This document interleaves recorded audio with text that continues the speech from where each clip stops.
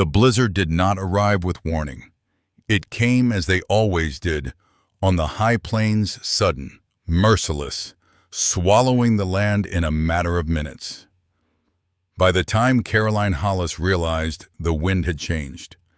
The world beyond her windows had already vanished into white. She had been tending the fire when she heard it. A sound, thin and broken, carried on the wind. Not the groan of timber, not the howl of an animal. It was the unmistakable cry of a horse panicked, exhausted, and alone. Caroline froze.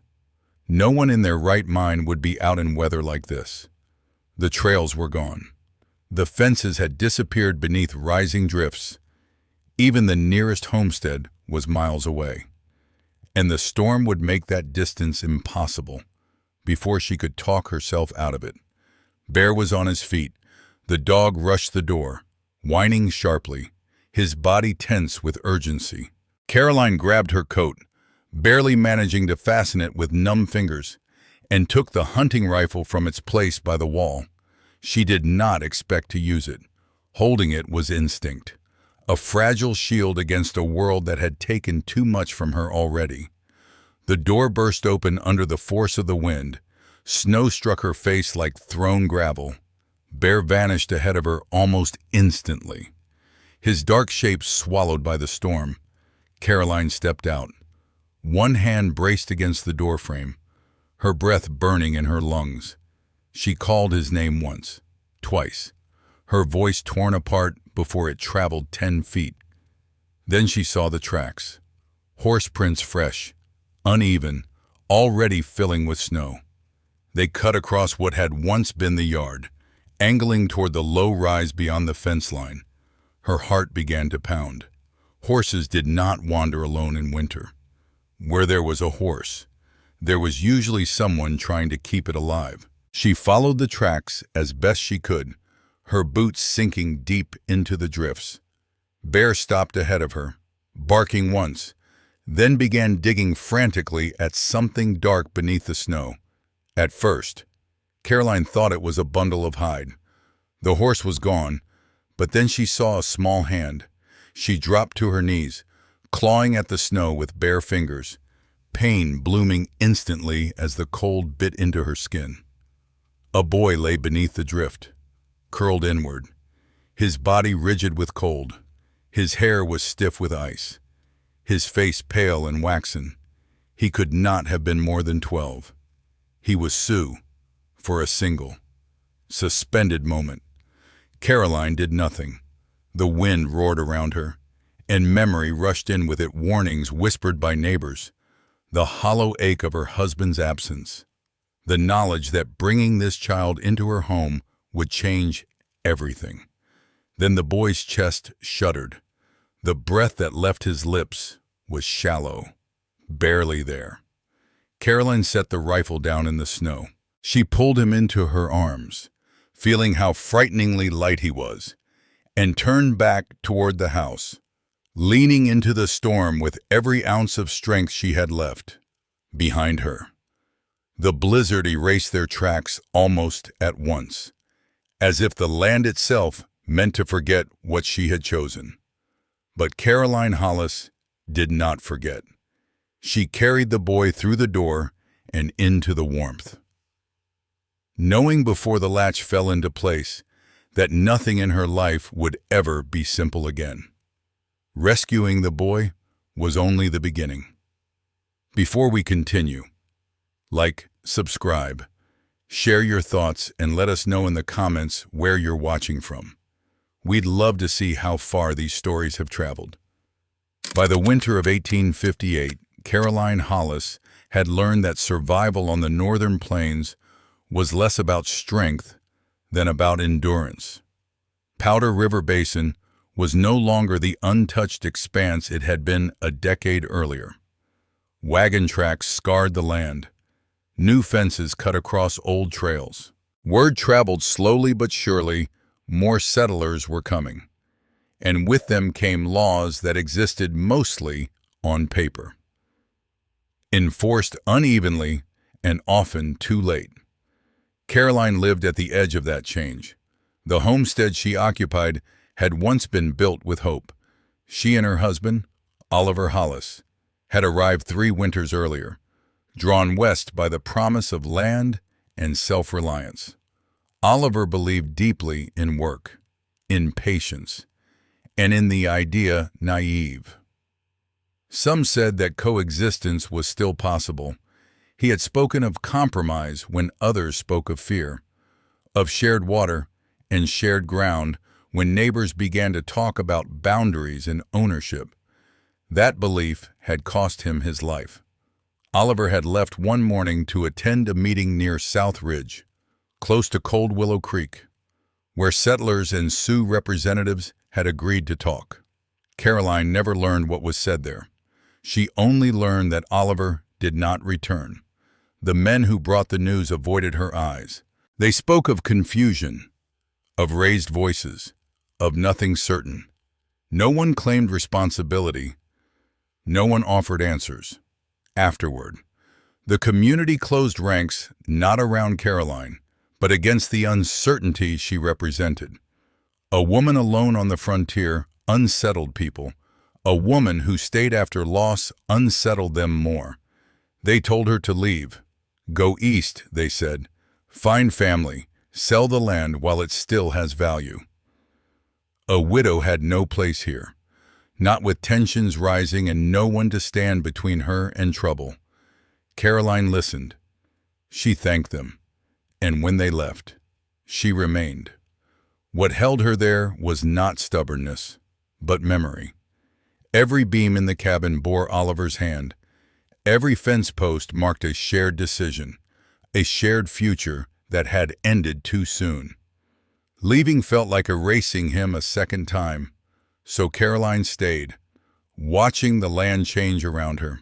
She noticed the way conversations stopped when she entered a room in town, the way eyes lingered on her fences, on her isolation.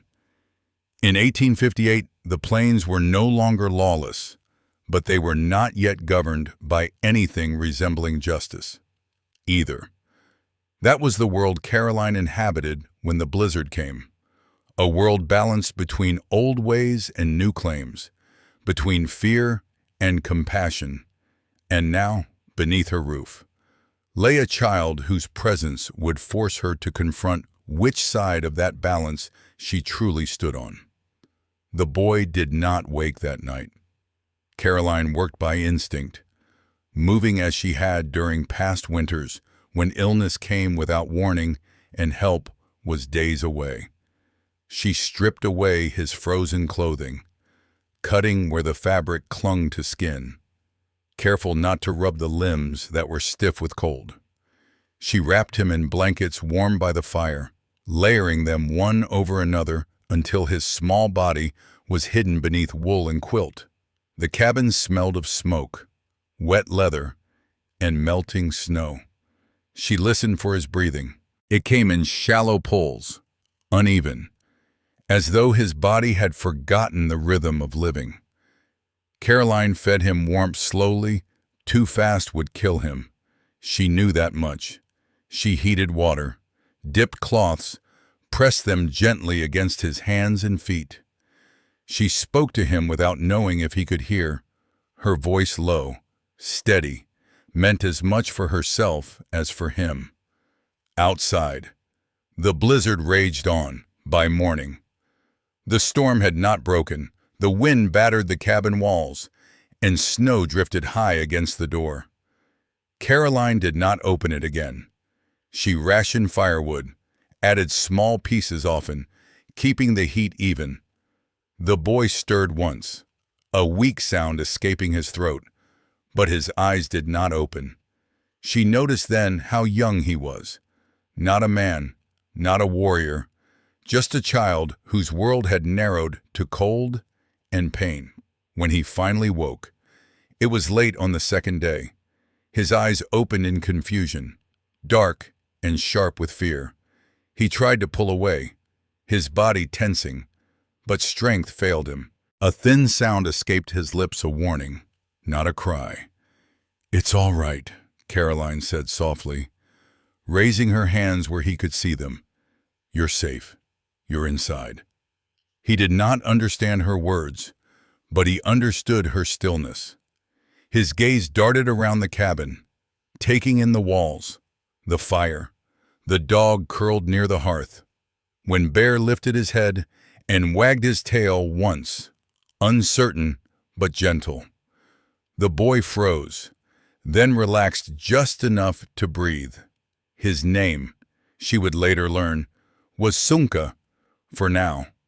He was only a presence fragile, wary, alive. The days passed in a strange suspension. The storm refused to release its grip on the land, and the cabin became its own small world. Caroline slept in short stretches, never fully resting. She fed the boy broth by the spoonful, held water to his lips, watched his color return slowly, painfully. Fever came and went. There were moments when she thought she had lost him, when his chest barely moved and fear settled heavy in her gut. At night, when the fire burned low and the wind howled like something searching for a way in, doubt crept close. She thought of Oliver, of the meeting he had gone to, believing words might still matter. She wondered what he would think if he could see her now, if he would call this foolishness or courage, if the choice she had made would bring the same kind of silence his had. Caroline kept the rifle within reach, not because she expected trouble from the boy, but because the world outside her walls no longer felt distant.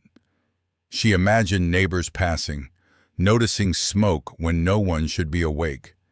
She imagined questions, suspicion, judgment. Still, she did not regret what she had done. Sunka watched her constantly when he was awake. His fear never fully left, but it changed shape. He learned the rhythm of the cabin, the way Caroline moved, the way Bear circled before settling near the fire. He accepted the food she gave him, the blankets she adjusted. Sometimes, when exhaustion overtook him, he slept without tension in his limbs. On the fourth day, the wind began to weaken. The blizzard loosened its hold inch by inch, revealing a world reshaped by snow. Caroline stood at the window, watching the sky lighten, knowing that with the end of the storm would come something else. Questions, consequences. Sunka was still too weak to travel, too weak to face whatever waited beyond the door. The storm had hidden her choice, but when it ended, the world would demand an answer. The blizzard broke on the fifth morning. It did not end cleanly.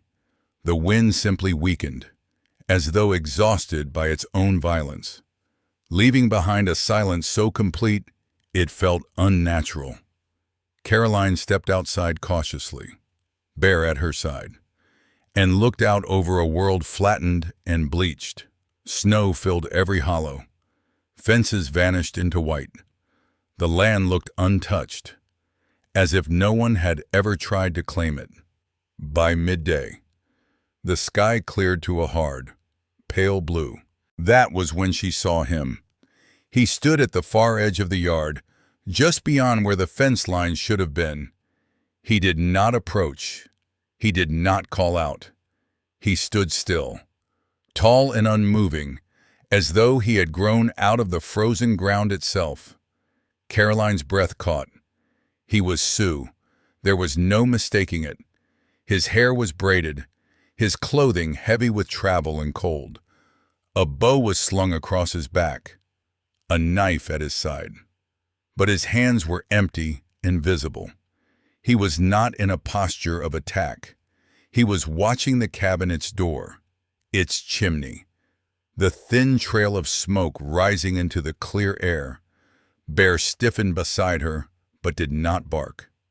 Caroline stayed where she was, heart pounding, aware of how exposed she was in the open yard. Every instinct told her to retreat inside, to bar the door and reach for the rifle. Instead, she remained still. The man had not crossed the distance between them. That restraint meant something. Slowly, deliberately. She raised one hand not in greeting, but to show it was empty. The man nodded once. When he finally moved, it was with care. Each step was measured, unhurried, stopping well short of the cabin. Up close, Caroline could see the strain in him, exhaustion etched deep around his eyes, a tension in his shoulders that spoke of days without rest. This was not a man who had come seeking conflict. This was a man who had been searching. "Boy," he said, his voice low, roughened by cold and distance. He placed a hand against his chest, then gestured outward. "My brother." Caroline swallowed. Her mouth felt dry. "He's alive," she said. "He's inside. He's very weak." The man's eyes closed briefly, a flicker of something raw crossing his face before he mastered it. Relief. Yes, but also restraint. He did not rush forward. He did not demand entry. She stepped aside and opened the door wider. Inside, Sunka stirred at the sound of movement. When he saw the man standing in the doorway, his entire body tensed. Then his eyes widened. A sound escaped him, small and broken, but unmistakably his brother's name. The man crossed the threshold in 3 strides. He dropped to his knees beside the bed, his composure shattering all at once. He pressed his forehead to Sunka's, his hands framing the boy's face as if afraid he might disappear again. He spoke rapidly in his own language, his voice thick, urgent, alive with emotion Caroline could not understand, but did not need translated. Sunka clutched at him weakly, tears slipping down his temples. For a long moment, Caroline stood back, an intruder in her own home. She watched the reunion in silence, the fierce tenderness of it leaving her chest tight. When the man finally turned to her, he rose slowly. He placed his right hand over his heart and inclined his head. "Chaska," he said. Caroline returned the gesture, awkward but sincere. "Caroline." They regarded one another, then truly looked. Beyond fear and assumption, she saw a man bound by responsibility, by loss narrowly avoided. He saw a woman standing alone in a place that did not forgive mistakes.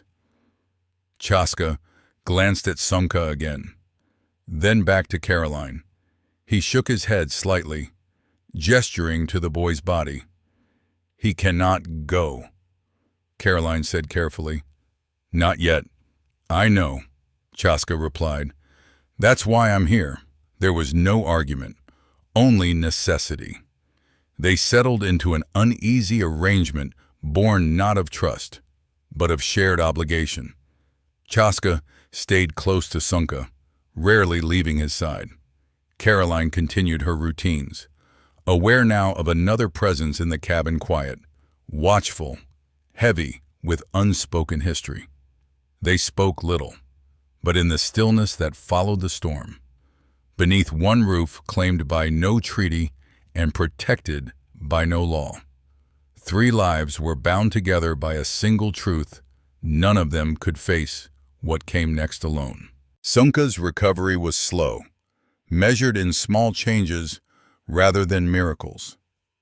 His fever eased first, retreating in uneven waves that left him weak and trembling. Caroline kept him close to the fire, turning him carefully, speaking softly when his breathing grew shallow. Chaska watched every movement, saying little, but missing nothing. When Caroline stepped away to tend the fire or fetch water, Chaska took her place without a word, his presence steady and absolute. They did not discuss how long they would stay. The question hovered between them, unspoken, because the answer depended on Sunka's strength, and neither of them could afford impatience. In the quiet hours, patterns formed. Caroline learned that Chaska rose before dawn, sitting motionless near the window as the sky lightened, as if listening for something only he could hear. She learned that he did not eat until Sunka had finished, even when the boy could manage only a few spoonfuls. Chaska learned that Caroline counted her steps when she crossed the room at night, that she touched the door latch twice before sleeping, a habit left behind by a life lived without protection. They spoke when necessity required it: water, fire, sleep. But more often, they worked in silence, moving around each other with increasing ease. Trust grew not from words, but from repetition, from doing what was needed, again and again, without being asked. One evening, as Caroline stitched a tear in one of the blankets, Chaska reached for the needle when her fingers stiffened from cold. He took it carefully, his movements precise, and finished the seam without comment.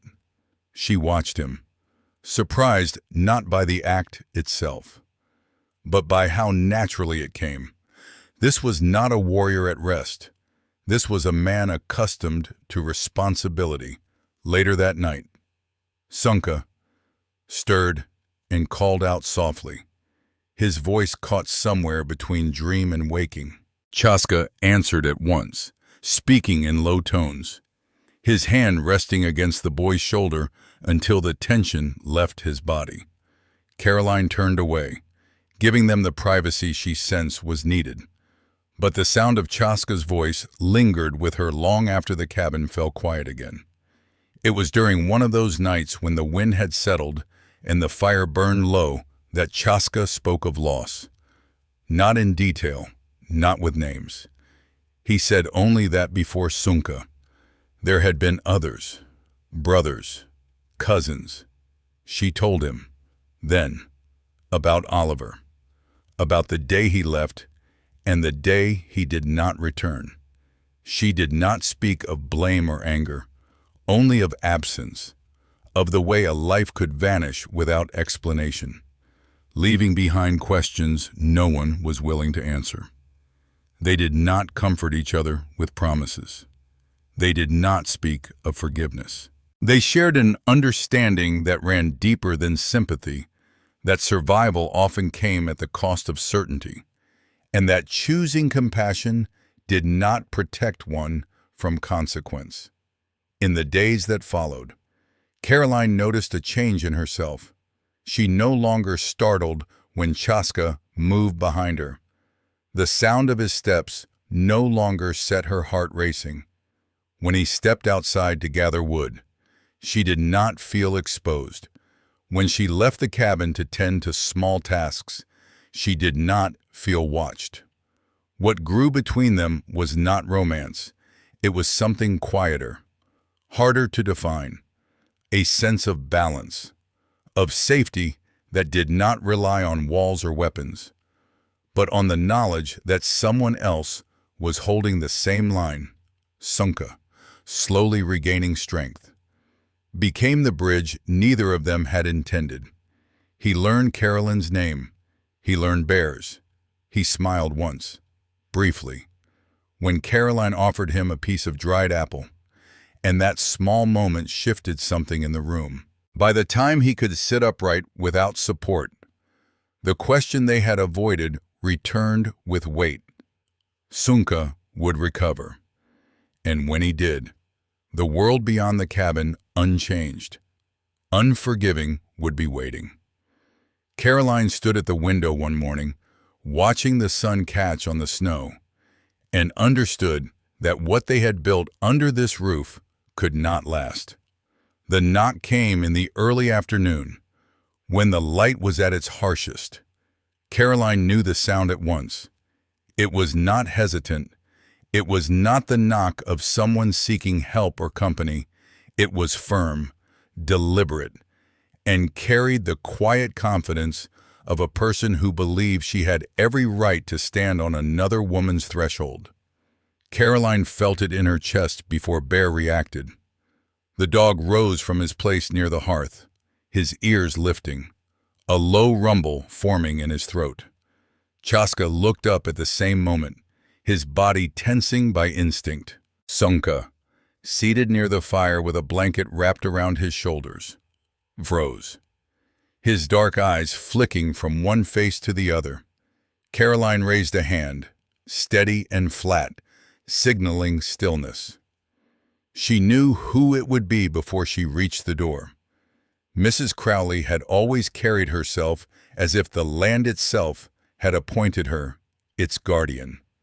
She was a woman who believed order was not something negotiated, but enforced quietly, persistently, and always in her own favor. Caroline had seen her watching from a distance more than once since the storm broke, her figure rigid on the path that led back toward the cluster of nearby homesteads.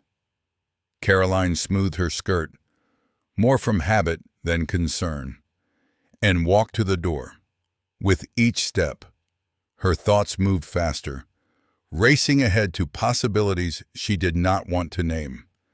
She thought of Oliver, of the last morning she had watched him ride away, believing he would return by nightfall. She thought of Sunka's shallow breathing in the first hours after the storm, of the way Chaska had looked when he saw his brother alive. She opened the door.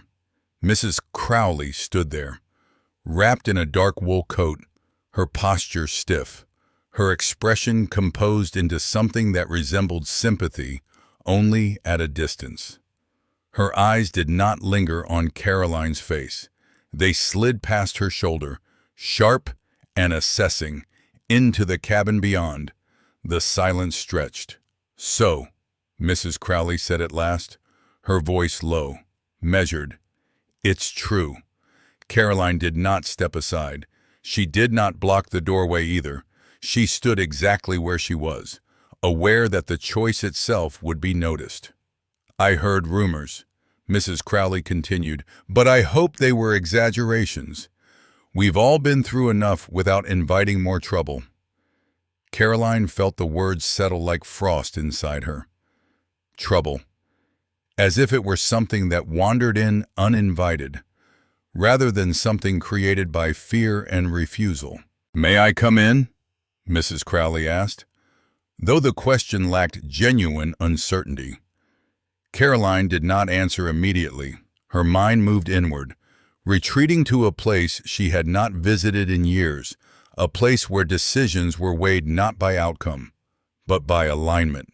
She realized, with sudden clarity, that this moment had been approaching since the day Oliver died, that the choice she made now would define not just what she protected, but who she was willing to become. "No," Caroline said finally. "You may speak from there." Mrs. Crowley's lips tightened almost imperceptibly. It was the first crack in her composure. "You understand how this looks," she said. "A Sioux man, a Sioux child, under your roof. People are talking." Caroline nodded once. "People always talk. This is different," Mrs. Crowley pressed. "You're a widow, alone. Your husband was a respectable man. He believed in order, in peace." The words struck deeper than Caroline expected. For a moment, Oliver's face rose unbidden in her mind, the way he had smiled when he believed he had found a path forward, the quiet conviction that had driven him into conversations others avoided. Mrs. Crowley leaned in slightly, lowering her voice. "What would he think?" she said. "If he knew you were harboring them, the question was not meant to be answered. It was meant to wound." Caroline felt the familiar ache of grief press against her ribs, sharp and insistent, for years. She had carried Oliver's memory like a shield, letting it justify her choices, her isolation, her refusal to leave. She had lived inside that memory, careful not to disturb it, afraid that if she looked too closely, it might crumble. And now standing in the open doorway with cold air at her back and judgment at her feet. She realized something that left her breathless. She had mistaken loyalty for stagnation. Oliver's memory did not demand her obedience. It did not require her to preserve the shape of her life exactly as it had been when he died. Holding on so tightly had not honored him, it had trapped her. Caroline met Mrs. Crowley's gaze, steady and unflinching. "My husband believed in doing what was right," she said, "even when it was difficult." Mrs. Crowley scoffed softly. "And you believe this is right? I know it is," Caroline replied. The certainty in her own voice surprised her. Behind her, she felt rather than heard Chaska shift his weight, felt Sunka's presence like a quiet pulse of life. She did not turn to look at them. She did not need to. Mrs. Crowley straightened. "This isn't about belief, Caroline. It's about consequences. The authorities won't see compassion. They'll see defiance. And when they come, and they will, you won't be the one who suffers most." The implication hung between them. Caroline closed her eyes briefly, then opened them again. "I understand," she said. "That's why they're here. Because when a child is dying, consequences don't matter as much as choices." Mrs. Crowley studied her then, truly studied her, as if reassessing a familiar object that had shifted without warning. The woman before her was not the quiet widow who kept to herself, who bowed her head when spoken to. This was someone else, someone who had stepped out of the shadow she had been living in. "You're setting yourself against the community," Mrs. Crowley said. "No," Caroline answered softly. "I'm choosing not to hide behind it. For a moment." Neither woman spoke. The wind moved through the bare branches nearby, rattling faintly, as if reminding them both how exposed they truly were. Mrs. Crowley exhaled through her nose. "I won't pretend this is nothing. I can't. But I'll give you time. A little time." The unspoken threat was clear. Carolyn nodded. She did not thank her as Mrs. Crowley turned away, her boots crunching against the snow-packed ground. Caroline felt something inside her settle, not relief, but resolve. She closed the door slowly, resting her palm against the wood, absorbing its familiar roughness inside. The cabin was quiet. Chaska watched her, his expression unreadable. Sunka's gaze flicked between them, uncertainty shadowing his features. Caroline took a breath that felt deeper than any she had taken in years. "They'll come," she said calmly. "Not today, but soon." Chaska inclined his head. He had known this already. Caroline looked around the cabin, the walls Oliver had built, the fire that had kept them alive, the space that had become a refuge and a risk all at once. For the first time, she allowed herself to see it clearly, not as a shrine to the past, but as a place that had fulfilled its purpose. She understood then that staying would no longer be an act of love or remembrance. It would be an act of fear. And Carolyn Hollis had already decided, standing in the snow with a dying child in her arms. That fear would not be the thing that defined her life. That night, Caroline lay awake listening to the quiet, aware of how different it felt from the nights before. The cabin no longer seemed like shelter. It felt like a pause, a place between what had been and what could no longer continue. Every familiar sound carried weight now, the soft crack of the fire settling, the slow breath of Sunka as he slept, the muted shift of Chaska's steps when he rose to check the door before dawn. When the light finally crept through the frost-clouded window, Caroline made her decision. She did not announce it at first. She moved through the cabin with purpose, not haste. She packed only what could be carried, food enough for travel, blankets, the small medical supplies she had gathered over years of necessity. She paused once, holding Oliver's coat in her hands, the wool worn thin at the elbows. For a moment, she considered leaving it behind, as if doing so might finally loosen the grip of memory. Instead, she folded it carefully and set it aside. When Chaska spoke, his voice was quiet but direct. "We must go." Caroline nodded. Yes. There was no argument, no surprise. The decision felt less like a break than a recognition of something already true. Sunka was stronger now. He could walk short distances, though he tired easily. He watched them prepare with solemn understanding, as though he sensed that this leaving was not abandonment, but protection. Before they departed, Caroline stepped outside alone. The morning was cold and clear, the land stretching wide and indifferent before her.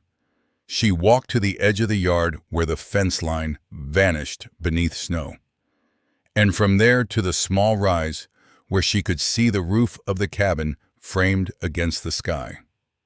She knelt, pressing her gloved hands into the snow, and bowed her head. She did not ask for forgiveness. She spoke Oliver's name once, aloud, letting it carry into the open air. She told him she had stayed as long as she could, that she had tried to honor what they built, that now, honoring it meant letting go. When she rose, the ache in her chest was still there, but it was no longer paralyzing. They left before midday. Bear ranged ahead, alert but calm. Chaska walked beside Sunka, adjusting his pace to the boy's strength without comment. Caroline followed, glancing back only once, long enough to fix the image of the cabin in her mind, not as a loss, but as a completed chapter. They did not wait for the sound of riders. They did not wait for accusations or orders spoken in the name of law. They chose to leave while the choice was still theirs, as the land opened before them.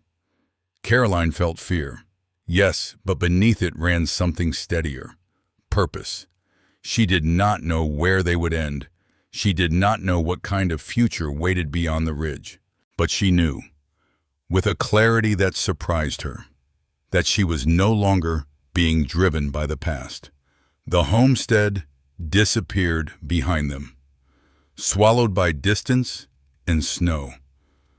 What remained was movement and the quiet certainty that some homes are not meant to be defended forever but carried forward, reshaped by the courage to walk away. She realized then that she had crossed a threshold long before she left the homestead. She had stopped measuring her worth by what she lost and begun to understand it by what she protected. They did not speak of where they were going next. There would be time for that. The future did not need naming yet. It only needed room. As they crested a low ridge, Caroline looked back one final time. There was nothing to see but snow and distance. No smoke, no fence, no marker of what had once defined her life. She turned forward again, the wind cold against her face, and walked on. Long after the homestead had vanished from memory, long after others would argue over land and law and blame, what endured was not a claim or a boundary, but a choice made in the heart of a storm, a choice to act when it mattered. Caroline Hollis traveled on with Chaska and Sunka, not as a woman rescued, nor as a woman who had saved others, but as someone who had learned the cost of standing still. The West did not reward compassion, and it rarely acknowledged courage when it ran against the grain of accepted order. Yet Caroline discovered that moral clarity did not require permission. It required resolve. In leaving, she did not abandon her husband's memory. She freed it. Oliver's belief that people might still meet one another as human beings rather than enemies had not died with him. It had simply waited for a moment strong enough to carry it forward. That moment came not in negotiation or agreement, but in action taken when no witness stood to approve it. This story does not claim that kindness is safe or that courage is rewarded. It suggests something quieter and perhaps more enduring, that integrity matters most even when it costs something. That doing what is right may require letting go of what feels familiar, even sacred.